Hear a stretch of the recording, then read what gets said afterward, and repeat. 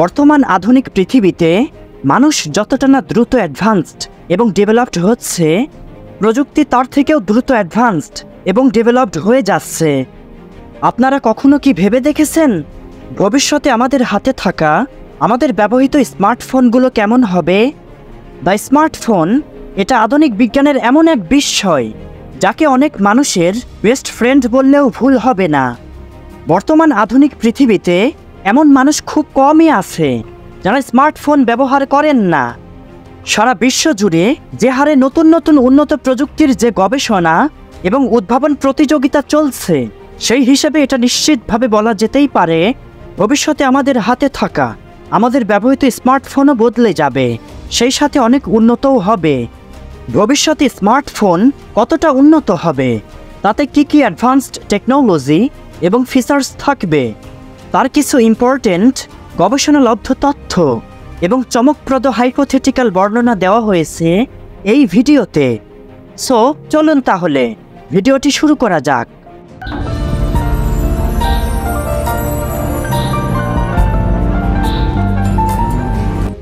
বর্তমান প্রযুক্তি বিশ্বের স্মার্টফোন কোম্পানিগুলোর নতুন নতুন উন্নত প্রযুক্তির স্মার্টফোনের উদ্ভাবন ইন্ডেক্স অনুসারে ভবিষ্যতের স্মার্টফোনগুলো যেমন ধরনের হতে পারে। Mind control smartphone. বর্তমানে আমরা যে স্মার্টফোন ব্যবহার করি সেটাতে আমাদের মাইন্ডের সাহায্যে হাতের আঙুলের স্পর্শে কোনো কিছু লিখে অথবা মুখ দিয়ে স্পিচ ভয়েসের সাহায্যে ফোনকে অপারেট এবং কন্ট্রোল করে থাকি। আচ্ছা, কেমন হবে যদি স্মার্টফোনকে ইউজার তার মাইন্ডের সাহায্যে সরাসরি অপারেট এবং কন্ট্রোল করতে পারে? জানি অনেকের কাছেই এটা একদম ইম্পসিবল বলে মনে হবে, বাট এই প্রযুক্তি নিয়ে বহু বছর ধরে ব্যাপক গবেষণা চলছে। বিশ্বের সবচেয়ে ধনী ব্যক্তি টেসলা কোম্পানির মালিক ইলন মাস্ক এমনটা জানিয়েছেন যে ভবিষ্যতে মানুষের মস্তিষ্কে ব্রেইন চিপ বসানো হবে, যার সাহায্যে মস্তিষ্কের সাথে স্মার্টফোন কানেক্টেড থাকবে।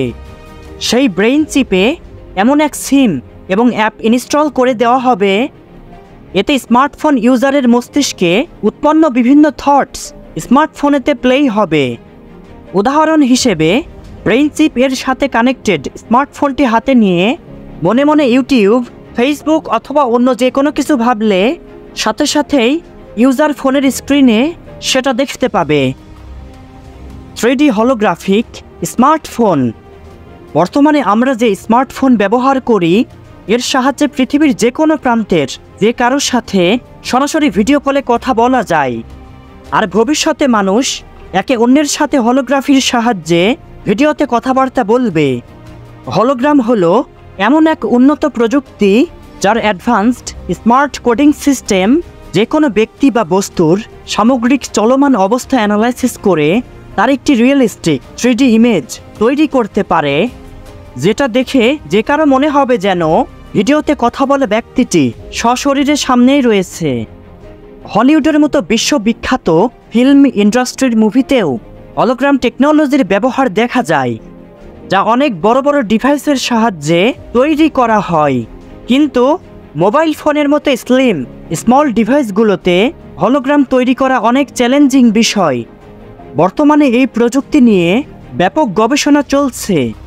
ভবিষ্যতে এই প্রযুক্তি আরও ডেভেলপড হলে স্মার্টফোনগুলোতেও অ্যাডভান্সড 3D হলোগ্রাম প্রযুক্তির ব্যবহার দেখা যাবে।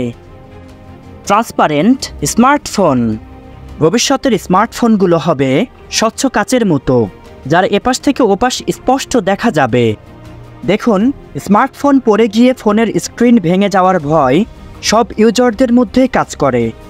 ভবিষ্যতে স্মার্টফোনগুলোতে CO2 ট্যাঙ্ক প্রযুক্তি এবং ন্যানোমেমব্রেনাস ফিচার্স থাকবে, যার ফলে স্মার্টফোনগুলো অনেক স্ট্রেচেবল হবে। অসাবধানতাবশত ইউজারের হাত থেকে ফোন পড়ে গেলে ফোনের স্ক্রিন আর ভাঙবে না, কারণ ভবিষ্যতে স্মার্টফোনগুলো সরাসরি পড়বে না, বরং প্যারাশুটের মতো ল্যান্ড করবে। ভবিষ্যতে স্মার্টফোনগুলো হবে মর্ফ ফোন, যেগুলোকে একটি কাগজের মতো ফোল্ড করা যাবে এবং ব্রেসলেটের মতো হাতে পরাও যাবে, আবার সোজা করে ফোনে কথা বলাও যাবে। অলরেডি চায়নাতে এই প্রযুক্তির স্মার্টফোনের ব্যবহার শুরু হয়ে গেছে। Nanotech battery. স্মার্টফোন ব্যবহারের ক্ষেত্রে ফোনের ব্যাটারির চার্জ অনেক গুরুত্বপূর্ণ ভূমিকা রাখে। মোবাইল ফোন আবিষ্কারের শুরুর দিকে মাত্র 20 মিনিট কথা বললেই ব্যাটারির চার্জ শেষ হয়ে যেত। আবার ফোনকে চার্জিত হতেও অনেক সময় লাগতো। বর্তমানে আমরা যে স্মার্টফোন ব্যবহার করি তাতে চার্জ হতে মিনিমাম 1 থেকে 3 ঘন্টা সময় লাগে। আর ফোনটিতে যদি হাই স্পিড চার্জের ফ্যাসিলিটিস থাকে তাহলে ফোনটিতে চার্জ হতে অন্তত 30 থেকে 45 মিনিট সময় লাগে। চার্জ কমপ্লিট হওয়ার পর ফোনটি 1.5 থেকে 2 দিন পর্যন্ত ব্যবহার করা যায়। ভবিষ্যতে ন্যানো টেকনোলজি আরও অ্যাডভান্সড, আরও ডেভেলপড হলে স্মার্টফোনে এমন এক উন্নত ন্যানোটেক ব্যাটারি থাকবে যার ফলে প্রায় 5 মিনিটের মধ্যে ফোনে ফুল চার্জ হয়ে যাবে এবং সেই চার্জে ইউজার তার স্মার্টফোনকে অনেক দিন পর্যন্ত চালাতে পারবে।